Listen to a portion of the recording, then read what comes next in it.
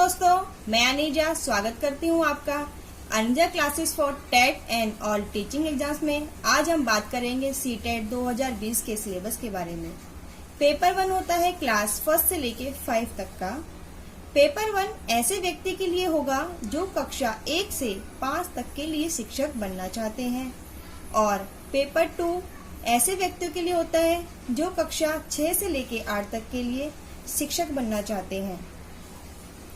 दोनों ही पेपरों में 60% अंक लाना जरूरी है अगर आप सीटेट को पास करना चाहते हैं। तो अगर आप दोनों ही स्तरों के लिए शिक्षक बनना चाहते हैं, जैसे कि कक्षा 1 से लेके 5 तक और कक्षा 6 से लेके 8 तक, तो आपको पेपर 1 और पेपर 2 दोनों में ही उपस्थित होना अनिवार्य होगा। अब हम बात करते हैं सिलेबस। पेपर 1 का क्या सिलेबस होता है। पेपर 1 में हमने पहले ही आपको बता दिया था कि 5 सब्जेक्ट होते हैं और इसका क्या क्या एग्जाम पैटर्न होता है। अगर आपको नहीं पता है तो मैं लिंक डिस्क्रिप्शन में डाल दूंगी, आप वहां जाकर देख सकते हैं। चलिए अभी फिलहाल बात करते हैं हम सिलेबस के बारे में। सबसे पहला जो और इम्पोर्टेंट सब्जेक्ट होता है वो है हमारा बाल विकास और अध्यापन। इसका सिलेबस थोड़ा ज्यादा है। जैसे बाल विकास प्राथमिक विद्यालय के लिए क्या क्या चाहिए हमें, विकास की अवधारणा तथा अधिगम के साथ उसका संबंध, यानी कि विकास की क्या अवधारणा होती है और अधिगम के साथ उसका क्या क्या संबंध होता है। बालक विकास के सिद्धांत, बालक विकास के क्या क्या सिद्धांत होते हैं उसके बारे में जानना हमें बहुत जरूरी है। आनुवांशिकता और पर्यावरण का बालक पर क्या प्रभाव पड़ता है ये जानेंगे हम। समाजीकरण की प्रक्रिया, विश्व समाज और बालक शिक्षक, यानी कि समाजीकरण की प्रक्रिया में विश्व भी आता है, समाज भी आता है, बालक भी आता है, शिक्षक भी आते हैं, अभिभावक भी आते हैं, तो उनके साथ कैसा बालक का संबंध होना चाहिए। और फिर आता है हमारा पियाजे, कोहलबर्ग और वाइगोत्स्की के सिद्धांत। इन सिद्धांतों के बारे में भी हम अपनी अगली वीडियो में चर्चा करेंगे, तो हमारे साथ बने रहें और चैनल को लाइक शेयर सब्सक्राइब जरूर कर दें। बेल आइकन को बिल्कुल प्रेस कर दें ताकि आपको अगली वीडियो का अपडेट सबसे पहले मिल जाए। अब है हमारा बाल केंद्रित और परगामी शिक्षा की अवधारणा। नेक्स्ट है बौद्धिकता निर्माण संबंधी विवेचित संदर्भ। अब आता है हमारा भाषा और चिंतन। नेक्स्ट है समाज निर्माण के रूप में लिंग, लैंगिक भूमिकाएं, पूर्वाग्रह और शैक्षिक व्यवहार संबंधी प्रश्न, बीच व्यक्तिगत विभेद, भाषा, जाति, लिंग, समुदाय और धर्म विषय पर विभेदों को मनन करना। नेक्स्ट है हमारा अधिगम के लिए मूल्यांकन और अधिगम का मूल्यांकन के बीच अंतर। ये बहुत इंपॉर्टेंट टॉपिक है कि अधिगम के लिए मूल्यांकन क्या होता है और अधिगम का मूल्यांकन क्या होता है और इनके बीच में अंतर क्या है। इसके बारे में भी अपनी अगली वीडियो में चर्चा करेंगे। फिलहाल हम सिलेबस देखते हैं। विद्यालय आधारित मूल्यांकन, शिक्षार्थियों की तैयारी, यानी कक्षा में शिक्षण और विवेचित चिंतन तथा शिक्षार्थी की उपलब्धि के लिए उपयुक्त प्रश्न पत्र की तैयारी कैसे की जाती है। नेक्स्ट जो है हमारा मेन टॉपिक है समावेशी शिक्षा। समावेशी शिक्षा भी आज के समय में बहुत इम्पोर्टेंट है, इसके बारे में आपको जानना बहुत जरूरी है। इसके बारे में भी हम चर्चा करेंगे। समावेशी शिक्षा की अवधारणा तथा विशेष आवश्यकता वाले बालकों को समझना, इससे रिलेटेड 5 प्रश्न आते हैं हमारे इन 30 प्रश्नों में। अगला है हमारा गैर लाभप्रद और अवसर से वंचित शिक्षार्थी, यानी ऐसे बच्चे जिन्हें पर्याप्त अवसर नहीं मिल पाते और लाभ नहीं मिल पाता। विभिन्न पृष्ठभूमि से आए शिक्षार्थी की आवश्यकता को समझना, इसके बारे में भी हम चर्चा करेंगे। अगला है हमारा अधिगम संबंधी समस्याएं। अधिगम तो पता ही है ना आपको, उससे संबंधित क्या क्या दिक्कतें आती हैं। कठिनाई वाले बालकों की आवश्यकताओं को समझना, उनकी क्या क्या आवश्यकता होती है और उन्हें हमें समझना जरूरी है। फिर हमारे मेधावी, सृजनशील, विशिष्ट, प्रतिभावान शिक्षार्थी जो होते हैं उनकी आवश्यकताओं को समझना। ये है हमारा सीटेट पेपर 1 में का भाग 1 बाल विकास और अध्यापन का सिलेबस। अभी भी है इसमें, जैसे कि सीखना, सिखाना एवं अध्यापन, इससे संबंधित भी 10 प्रश्न आते हैं। बालक किस प्रकार सीखते हैं और सोचते हैं, बालक विद्यालय प्रदर्शन में सफलता प्राप्त में कैसे और क्यों असफल हो जाते हैं, इसके बारे में भी जानना जरूरी है। अधिगम और अध्यापन की बुनियादी प्रक्रियाएं क्या हैं?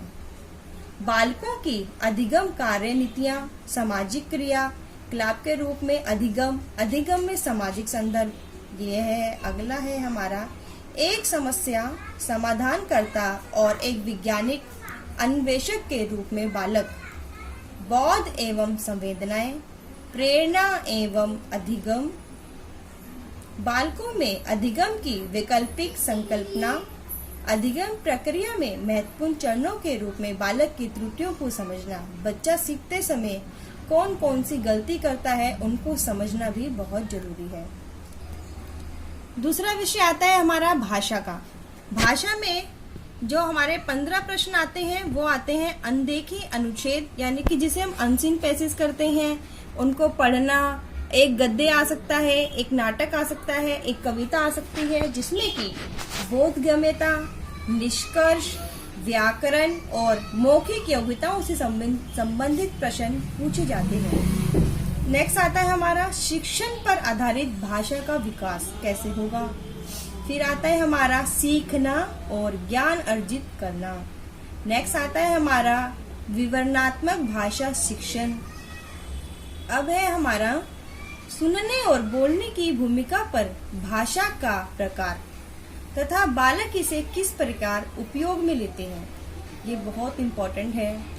अब भाषा विकास के अध्यापन के 15 प्रश्न आते हैं हमारे भाषा यानी अध्यापन के सिद्धांत से संबंधित, अधिगम और अर्जन से संबंधित, सुनने और बोलने की भूमिका, भाषा का कार्य तथा बालक इसे किस प्रकार एक उपकरण के रूप में प्रयोग करते हैं। मौखिक और लिखित रूप में विचारों के संप्रेषण के लिए किसी भाषा की अधिगम में व्याकरण की भूमिका पर निर्णायक संदर्भ क्या है। अब आता है हमारा एक भिन्न कक्षा में भाषा पढ़ाने की क्या क्या चुनौतियां होती हैं, क्या क्या कठिनाइयां होती हैं, क्या क्या त्रुटियां हो सकती हैं और क्या क्या विकार हो सकता है, इसके बारे में। फिर आता है हमारा भाषा कौशल, इससे संबंधित प्रश्न आते हैं। अब आता है हमारा भाषा बोधगम्यता और प्रवीणता का मूल्यांकन करना, बोलना, सुनना, पढ़ना और लिखना, इन सब के बारे में। अधिगम सामग्रियां, मल्टीमीडिया सामग्री, कक्षा का बहुभाषीय संसाधन। अब आता है हमारा उपचारात्मक अध्यापन। ये हुआ हमारा भाग 2 यानी कि दूसरा विषय हिंदी के बारे में।